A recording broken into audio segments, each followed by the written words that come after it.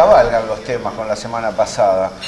Podemos incorporar uno, Hugo, Gustavo, que lo junta, porque tenemos seguridad, continuidad de la discusión, tenemos sindicatos, un paro por estas horas, y al mismo tiempo el interrogante que yo tengo, ¿no? ¿Para dónde va la República Argentina? La gestión Kicillof, ¿es más equiparable a la de José Bergelbar o a la de Gómez Morales? La República Argentina está en una meseta o el crecimiento persiste más allá de ciertos vaivenes que puedan observar. Yo pensaba en esos temas, pero metámosle para adelante con lo que quieras. ¿Quieres empezar con eso? ¿Cómo a vos te parece? Bueno, me parece claro que esto te parece mucho más a Gómez Morales que a Helbar. Mira vos sabés que en la radio ayer un analista económico nos dijo Helbar, esto es creciente y se va a notar cuando vengan las paritarias del mes que viene. Me parece que, bueno, que hay un ajuste efectuado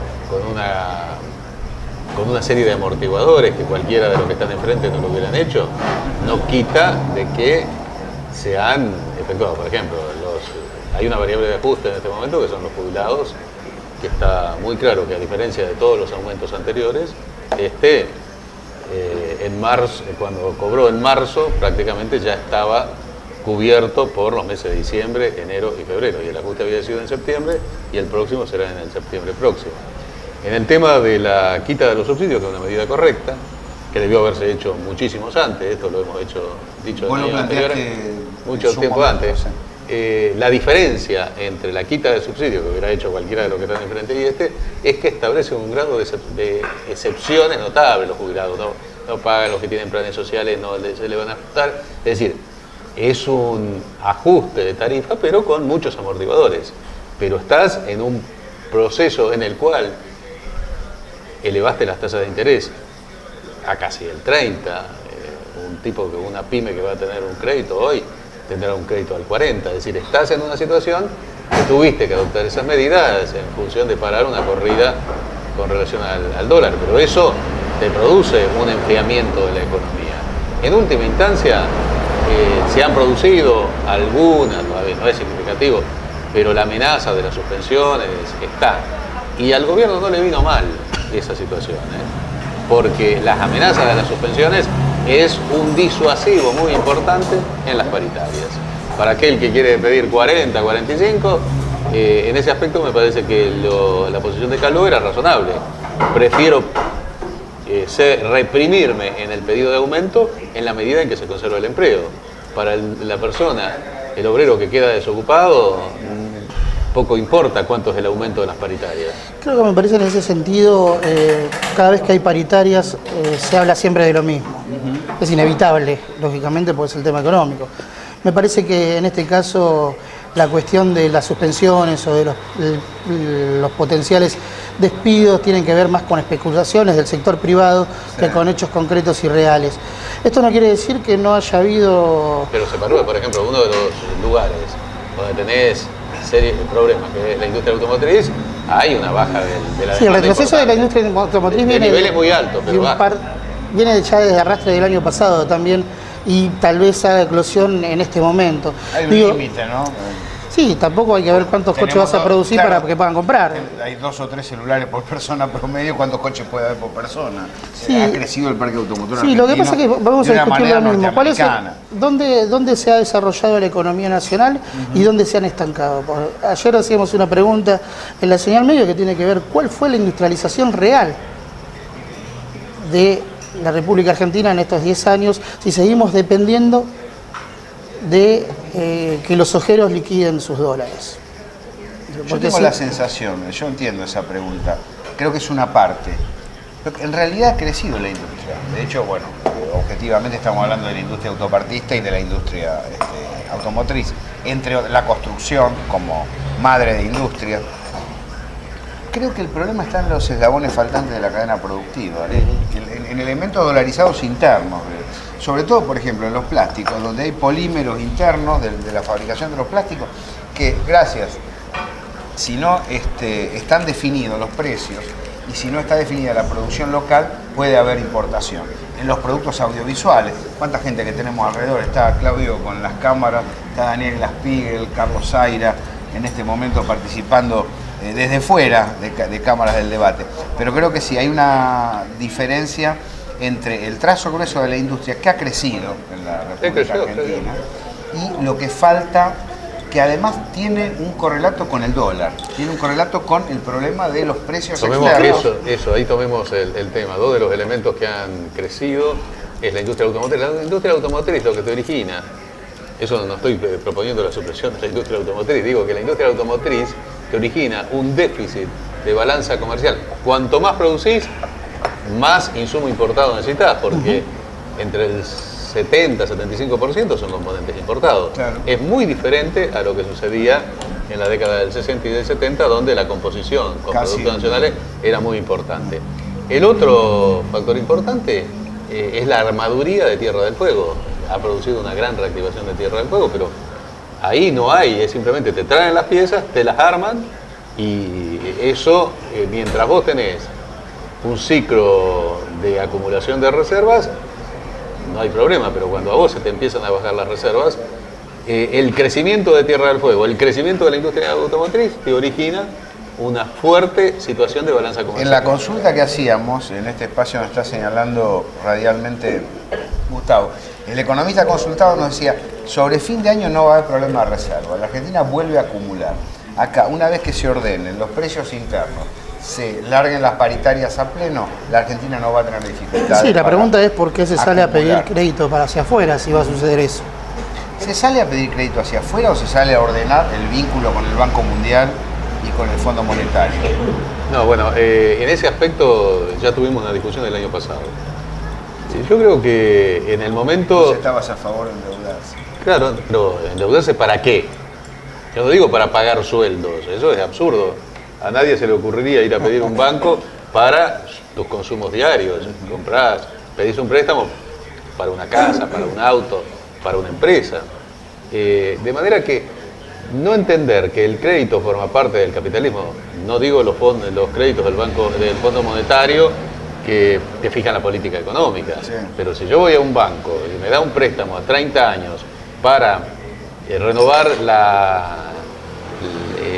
o crear una flota mercante, o mejorar los ferrocarriles, o la infraestructura vial, amortizado a 35 o 40 años, ¿dónde está el problema? Yo no veo ese el problema. Ahí yo es lo que veo acá. Hay una ausencia de planificación en ese sector también, ese es el problema. No está el movimiento obrero en la Exactamente, bueno, ahí hay una falencia. Otro de los errores estratégicos, me parece, de los últimos tiempos tiene que ver en materia económica con no blanquear hacia adentro los números inflacionarios para que haya una disputa leal respecto a lo que es el interés salarial. Si vos pones a correr el salario atrás de la inflación, siempre va a perder el salario, que es lo que está pasando ahora con respecto con estas paritarias. Pero los otros días, no lo traje acá, me parece que el número está absolutamente inflado, pero lo dice Carlos Pañi, autoridad en la materia, es decir, no es precisamente alguien favorable al gobierno. Lo llamativo es que Pañi lo dice ahora, porque hay muchos añoradores ahora de lo que pasaba durante Néstor Kirchner. Con Kirchner estábamos mejor. Con Néstor estábamos mejor. Bueno, no lo decían Hay eso. que ser muy atorrante para plantear. Decía que la presidenta Cristina Fernández ha renunciado a uno de sus últimas banderas, que era el mantenimiento del salario real. Porque durante el gobierno, durante el kirchnerismo, durante la periodo de Néstor Kirchner, los salarios de los trabajadores formalizados aumentaron un 53% por encima de la inflación, dice Pañi. A mí me parece un poco... Lo admite, sí. Hasta me parece exagerado el monto, pero que a lo largo de todo ese periodo los salarios estuvieron por arriba de la inflación, está claro. Es ahora donde hay indudablemente algún deterioro. El problema es que seguimos teniendo salarios que están retraídos en función del retraso histórico que vienen teniendo los salarios. Fijémonos que en estos 10 años de logros importantes, el salario mínimo está en 3.600 pesos. Digo, es importante discutir el salario en esos términos, no solamente en el marco paritario. Pero les pregunto a los dos, con esa narración, la haga Pañi o quien la haga, porque vamos a coincidir. No, hay un hecho real. Hubo crecimiento y hubo mejora. No, pero que lo diga Pañi Es notable en términos de comunicación. ¿No es muy duro en este ciclo en 3 meses empezar a hablar de ajuste? No estamos apurándonos sin ver cómo se desarrolla el primer semestre. No, bueno, vos venías haciendo ajuste desde hace, no en estos 3 meses, cuando tuviste que hacer una política de control de las importaciones, no de lo suntuario, sino incluso de lo necesario. Ya venías, porque venías con un problema desde hace 2 años, venías con un problema de que dejaste de tener el superávit comercial que se te lo absorbe prácticamente todo el tema del déficit energético, y a lo cual se suma estas 2 cosas que te decía fundamentalmente, el tema de Tierra del Fuego y el tema de los automotores. Pero entonces creo que hablar de ajuste, si se puede hablar de ajuste, el paro está bien. Creo que hablar de ajuste no es el término adecuado por la connotación negativa que tiene la historia nacional el propio término ajuste. Parece que es un proceso de readaptación económica que no necesariamente implica un ajuste en los términos que conocemos el ajuste. Es cierto que que esta adecuación de tarifas se tenía que haber hecho mucho antes, y sobre todo con el colchón de adhesiones que se tenía en un momento. Son medidas antipáticas y sobre todo para este gobierno. En ese sentido, yo no lo terminaría, no pondría en términos que se haya subsidiado a casinos y bancos. Esto es una cosa que está bien, pero puede ser considerado defectos del mismo modelo. Son defectos proactivos, no son defectos de la recesión. Pero hay algo que... Ahora, es decir, vos podés entender el 2003... Sí es cierto lo que vos decís, que yo creo que está muy rumbeado el análisis. A mí me preocupa mucho, porque los gobiernos populares, cuando retroceden, empiezan un ciclo de declive muy fuerte. Como que no hay... Por eso hablamos de Gómez Morales. Bueno, de que vos pensás de que el gobierno está a la defensiva por varios factores, porque la situación económica no es la misma que tenía hace 2 años. Las elecciones, aquí ya se lanzó la campaña electoral, el gobierno no tiene candidato. Y todos trabajan para Massa. Bueno, no tiene candidato. Estaba Samid el otro día hablando de economía, muy bien, y diciendo, explicando el proyecto de los mercados, qué sé yo, cuando le preguntan de política, dice, no, la verdad que Massa me parece bien. Pero no es una virtud, ajena, es un defecto propio. Al no tener un candidato, al no haber un candidato, o no estar hablando de un candidato, si está en una figura... Scioli va a tener 600 millones más para la campaña. Sí, pero Scioli ya demostró que no va a seguir en términos estructurales en cuanto a lo que es política de seguridad. Fue un retroceso lo de Scioli, por lo menos para mí. El anuncio de este tipo de medidas. Primero campaña, primero si modificara un indicador, dispone la... Compró un diagnóstico con el cual nosotros no compartimos. Los viejos milicos exonerados de la fuerza. Confiar a la policía bonaerense para hacerse... para tanto lío para darle la muerte al docente, ponerle 600 palos sobre la mesa, vamos. Bueno, una vergüenza. Se cedió... Feynman gobierna. Se cedió... La provincia de Buenos Aires. Claro, el tipo dice, hay que hacer esto, y todos salen corriendo a lo que dice. Se cedió a los reclamos primigenios del levantamiento de diciembre de la policía, que pedía más presupuesto y más poder. Claro. Para combatir, entre comillas, la delincuencia. Digo, la gente y los medios de comunicación en esta estrategia constante de vapulear la realidad y tergiversarla, dejaron de lado y omitieron sistemáticamente el levantamiento policial de diciembre a la hora de hablar lo que está sucediendo ahora, que no implica negar los hechos que ocurren puntualmente en particularidades. No, es una política de aterrorizamiento de la población. Me parece que lo que se quiere implementar en este sentido tiene que ver con pensar cuál es el terreno para el 2015. Militarizar la provincia de Buenos Aires no solamente tiene que ver con la guerra a la delincuencia, el negocio de las cárceles, tiene que ver, el negocio de las armas.